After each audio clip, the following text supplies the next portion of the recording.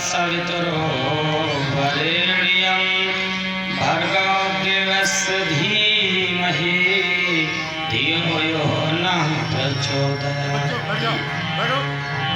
तूने हमें उत्पन्न किया, पालन भी कर रहा है तो तुझसे ही पाते प्राण हम, दुखियों के दुख हरता है तो। तेरा महान तेज है छाया हुआ सभी स्थान, सृष्टि की वस्तु वस्तु में तो हो रहा है विद्यमान। तेरा धरते ध्यान हम, तेरा ही धरते ध्यान हम और मांगते तेरी दया। ईश्वर हमारी बुद्धियों को श्रेष्ठ मार्ग पर चला, प्रभु तेरी सविता बिना हो तन मंगल मूल। पत्ता तक हिलता नहीं, खिले नए कौ फूल। ये जी खिले नए कौ फूल, और ये महिमा परमानंद की। एक बार मिलकर बोलो जय महर्षि दयानंद की। बोले इसमें दयानंद की। उपस्थित सभी महान व पवित्र आत्माओं, मंच पर विराजमान सम्माननीय पूजनीय आचार्य विजय देव भजनोपदेशक, पंडित भगवान देव धनुधर, उपस्थित यहाँ पर आचार्य देव बहन नीलम शास्त्री, स्वामी कर्णदेव और इस ग्राम के सभी आर्यभद्र बसों। हमें 20 मिनट का समय मिला है। 20 मिनट के समय में अपने वक्तव्य को प्रारंभ करते हुए अपने विचारों को पेश करने के लिए जा रहा हूं। तो आइए ध्यान देते हैं। अभी आचार्य जी के मुखारविंद से आप लोग सुन रहे थे इस जिंदगी के बारे में। जिंदगी क्या है और ये जीवन क्या है। आचार्य जी बड़ा सुंदर गा रहे थे। बच्चों बच्चों बाखरपुर वाले बच्चों, बाखरपुर में बहुत बच्चा आने वाली है। मालूम है समाज की, राष्ट्र की नींव, गांव की नींव है ना। कौन होता है बच्चा? जिस गांव का बच्चा बिगड़ा हुआ है वो गांव कभी विकास तरक्की नहीं कर सकता है। एक गीत है, बालक भय अनवादी भैया बा गांव की बर्बादी।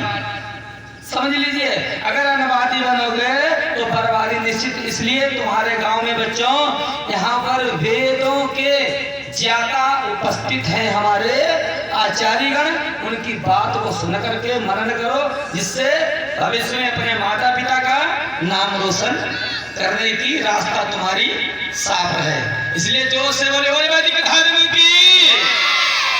मैं क्या कह रहा था? मैं कह रहा था आचार्य भी गा रहे थे, सुना रहे थे, कह रहे थे जिंदगी क्या है? किराए का घर है ना। क्योंकि बताया है ये मनुष्य अर्थात इस जन्म को पाकर के और इस मनुष्य जन्म को पाकर के ही सब कुछ कर सकता है। सब कुछ कर सकता है, चाहे तो वो धर्म कमाए, चाहे वो अर्थ कमाए, है ना।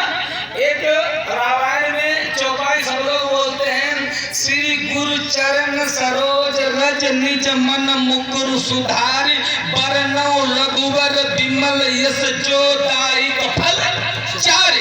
यानी कहा है, वो लोग कहते हैं कि जो भगवान के अर्थात भगवान की रचना का वर्णन करता है, भगवान का ध्यान करता है, उसे चारों फल मिलते हैं। अब चार फल कौन से हैं? ना तो सेब है, ना संतरा है, ना अंगूर है, ना पपीता है। चार फल है धर्म अर्थ काम मोक्ष। इन चारों फलों को प्राप्त करने के लिए केवल मनुष्य का चोला है, ना तो गधा न कुत्ता के। इसलिए लोगों बताया है इस मानव के चोला को व्यर्थ ना गवाए। अहंकार में, अज्ञान में फंस करके, पाखंड में फंस करके इस मानव को चोला को व्यर्थ ना गवाए। क्योंकि कहा जाता है जब अहंकार का भूत सवार हो जाता है तो बताया है कि इंसान पतन की ओर चला जाता है, ना तो भगवान का ध्यान कर पाता है, ना धर्म कर पाता है, अधर्म की ओर बढ़ता है। इसीलिए कोई कवि लिख रहा है कि मानव सोचो जग के सुख का विस्तार रहेगा कितने दिन, ये मान रहेगा कितने दिन, सम्मान रहेगा कितने दिन।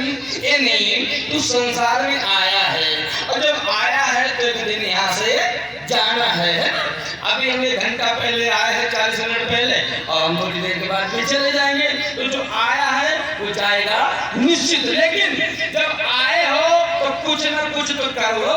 हम जब बागरपुर में आए हैं, 20 मिनट का समय दिया गया है, तो कम से कम कुछ ना कुछ तो अजय जी बोल ले, कुछ तो बता ले। पता लगा कि हम ऐसे ही आए और बस मंच पर बैठे चले गए तो क्या फायदा है। मेरा कहने का तात्पर्य है कि मानव का चोला जब पाया है तो इसे पाकर के यूं ही गंवाना अच्छा नहीं है। क्योंकि दुनिया में आकर के कहा है ऐसा कुछ कर डालो, ऐसा कुछ कर डालो जो यहाँ से जाने के बाद में, ऐसा कुछ कर डालो जो लिखने में आए, और ऐसा कुछ लिख डालो जो पढ़ने में आए। यानी संसार से जाने के बाद में लोग तुम्हें स्मरण रखे, याद रखे और कहें कि ये फला इंसान ऐसे हुए, उन्होंने ऐसा ऐसा किया है। जैसे हमारे स्वामी दयानंद महाराज को लोग याद करते हैं, विवेकानंद को याद करते हैं, ऐसे अनेकों महापुरुष हुए उन्हें याद करते हैं। इसीलिए कहा है कि हमें संसार में आकर के मानव की चोला को पाकर के ऐसा कुछ कर डालो जो लिखने में आए, और ऐसा कुछ लिख डालो जो पढ़ने में आए। और एक बात और बताएं, कहा जाता है कि हमें हर समय ये याद रखना चाहिए कि एक ना एक दिन हमारा ट्रांसफर यहाँ से निश्चित है। इसलिए बताया है कि हमें ज्ञान को प्राप्त करना है, विद्या को प्राप्त करना है, और विद्या के बल से ही हम धर्म की ओर प्रशस्त हो सकते हैं। इसीलिए कोई कवि लिख रहा है, 2 लाइन सुन लीजिए। बताया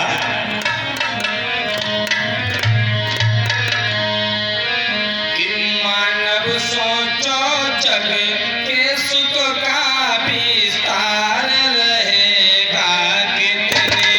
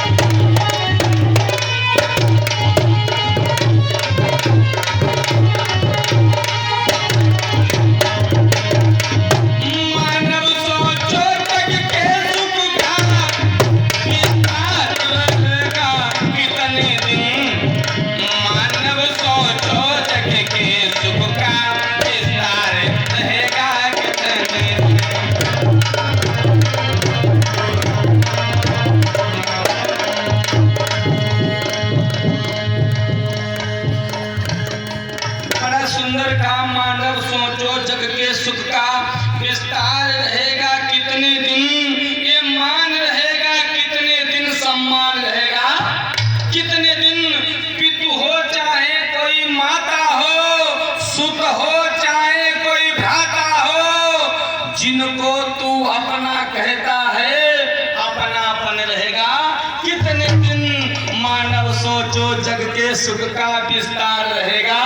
कितने दिन कवि का चिंतन यह है, कवि अपने चिंतन के माध्यम से ये कह रहा है कि ये संसार झूठा है, अर्थात सत्य कौन है? सत्य बताया उस पिता परमात्मा। क्या तक बताया है कि दुनिया वालों से यदि लगन लगाओगे, यानी तो दुनिया वाले तुम्हें तो गड्ढा की तरफ ले जाएंगे। अगर उस परम पिता परमात्मा से लगन लगाओगे तो वह परम पिता परमात्मा स्वतः ही आपको अच्छे मार्ग की तरफ ले जाएगा।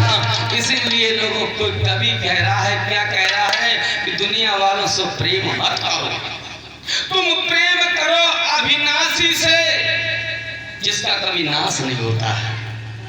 तुम प्रेम करो अविनाशी से, मिल जाओ उड़ के बासी से, है ना? कवि कहता है कि तुम प्रेम किससे करो? उस अविनाशी से करो। और जब अविनाशी से प्रेम करोगे तो बड़ा ही सुख होगा, बड़ा ही आनंद होगा। इसीलिए कवि कह रहा है कि तुम प्रेम करो अविनाशी से, मिल जाओ उड़ के बासी से, ये पथ के मैं और मेरे का संसार रहेगा। कितने दिन मानव सोचो जग के सुख का विस्तार रहेगा। कितने दिन लोगों इसलिए बताया है, पथिक जी कह रहे हैं कि ये संसार केवल कितने दिन का बताया? 2 दिन का बताया है लोगों। और इस संसार में रह करके हमें धर्म को कमाना है और सत्य को जानना है, क्योंकि कहा जाता है राजपाट धन बल सुजन, सुत द्वारा कुल धाम, और छूट जाए नरदेव सबे का धर्म ही आवे काम। यानी केवल हमारे काम में भगवान का भजन अर्थात धर्म ही काम आएगा। तो हम धर्म को कभी ना छोड़े। कहा जाता है सब कुछ छूट जाता है, सब कुछ छूट जाता है, पर धर्म हमारा साथ देता है। एक कहावत है, क्या कहावत है? कहा न पावक जर सके, कहा न पावक जर सके, कहा कालना खाए, और कहा न अवला जन सके, कहा न सिंधु सम। यानी ऐसी कौन सी चीज है, वस्तु है जिसे काल नहीं खा सकता है? ऐसी कौन सी वस्तु है जिसे आग नहीं जला सकती है? ऐसा कौन सा संसार में दुर्लभ काम है जो स्त्री नहीं कर सकती है? और ऐसी कौन सी वस्तु है जो समुद्र में नहीं आ सकती है? तो बताया, क्या बताया कि पुण्य धर्म ना चर सके। पुण्य धर्म आग में नहीं जलता है, नहीं जलता है। पुण्य धर्म ना जल सके जो नाम काल ना खाए। नाम को काल नहीं खा सकता है। पुण्य धर्म ना जल सके जो नाम काल ना खाए, और पुत्र न अबला जन सके। इन्हीं बिना पुरुष के नारी पुत्र को जन्म नहीं दे सकती है ना। पुत्र न अबला जन सके जो मनुना सिंधु समाए। यानी बताया है कि भगवान के भजन में यदि आपका मन नहीं लगा तो भी आप भगवान के दर्शन से वंचित रह जाएंगे। इसलिए इस मन को भी नियंत्रण में धीरे धीरे करके सत्संग में इसे लगाने का प्रयत्न करेंगे। जब सत्संग में आएंगे, विद्वानों के सानिध्य में आएंगे, तो आपको सही मार्ग मिल जाएगा कि किस मार्ग से हम भगवान के दर्शन पा सकते हैं, हम धर्म पे चल सकते हैं, धर्म रूपी कमाई कर सकते हैं। क्योंकि संसार में हम केवल धर्म ही कमाने आए हैं। एक कवि नरदेव जी लिखते हैं, वो कहते हैं कि धर्म कमाने जग में आए, मानो चला पकड़ के धर्म कमाने जग में आए। बॉम्बे जाते हैं, चेन्नई जाते हैं, महाराष्ट्र जाते हैं, हरियाणा जाते हैं, किस लिए लोग जाते हैं? पैसा कमाने, है ना। ऐसे ही हम संसार में आए तो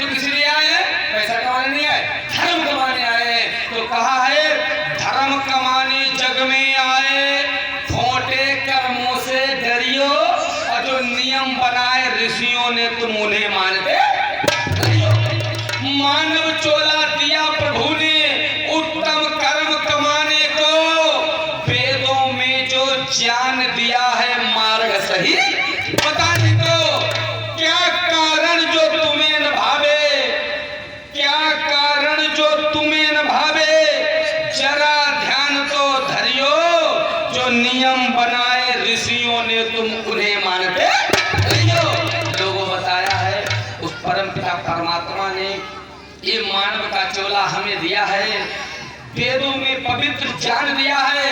किस लिए दिया है कि हम अपने इस जीवन को सार्थक बना सकें और धर्म को कमा सकें, कमाई करने के लिए। लेकिन लोगों आज का इंसान आपको बताएं इस मार्ग से बहुत दूर भटकता हुआ जा रहा है, भटक चुका है, इस मार्ग से भटक चुका है और अंधविश्वास अविद्या पाखंड में फंस गया है, अटक गया है। इसीलिए लोगों एक बात और बताएं आप लोगों को कि कवि जी यही कहते हैं, क्या कहते हैं, वो कहते हैं कि थोड़ा थोड़ा प्रयत्न करने से, थोड़ा थोड़ा प्रयत्न करने से हम बहुत कुछ प्राप्त कर सकते हैं, बहुत कुछ। तू यत्न पूर्वक विषयों से अपने मन को रोक जरा, थोड़ा थोड़ा प्रयत्न किया जाता है। तू यत्न पूर्वक विषयों से अपने मन को रोक जरा, कर संयम नियम साधना से, कर संयम नियम साधना से मानव योगी बन जाता है। जो मानव प्रातः बेला में उठ शरण प्रभु की जाता है, मन बुद्धि निर्मल होती है, वह ज्ञान खजाना बनता है। लोगों इसलिए हमें इस मानव के चोला को सार्थक बनाने के लिए हमें ज्ञान की भी आवश्यकता है। और ज्ञान कहाँ मिलता है? ज्ञान मिलता है आचार्यों के पास में। और जब तक हम विद्वानों के सानिध्य में आकर के नहीं बैठेंगे तब तक हमें ज्ञान नहीं मिलेगा। और जब ज्ञान नहीं मिलेगा तो आप जो है अंधविश्वास पाखंड में फंस जाओगे और फंस करके मर जाओगे।